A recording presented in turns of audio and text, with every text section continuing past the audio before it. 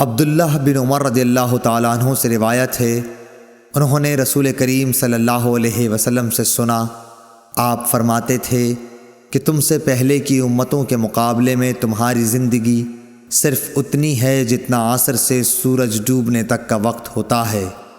تو رات والوں کو تورات دی گئی تو انہوں نے اس پر صبح سے عمل کیا آدھے دن تک، پھر وہ عاجز آ گئے، کام پورا نہ کر سکے۔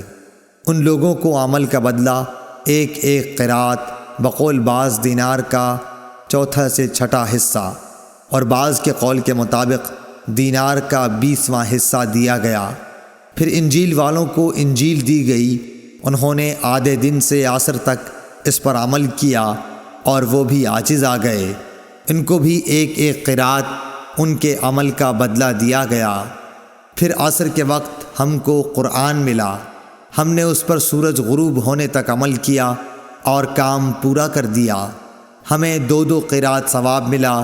اس پر ان دونوں کتاب والوں نے کہا، اے ہمارے پروردگار، انہیں تو آپ نے 2 قرات دیے اور ہمیں صرف ایک ایک قرات، حالانکہ عمل ہم نے ان سے زیادہ کیا۔ اللہ عز و جل نے فرمایا، تو کیا میں نے اجر دینے میں تم پر کچھ ظلم کیا؟ انہوں نے عرض کی کہ نہیں۔ اللہ تعالیٰ نے فرمایا کہ پھر یہ زیادہ اجر دینا میرا فضل ہے، جسے چاہوں دے سکتا ہوں۔ صحیح بخاری حدیث نمبر 557۔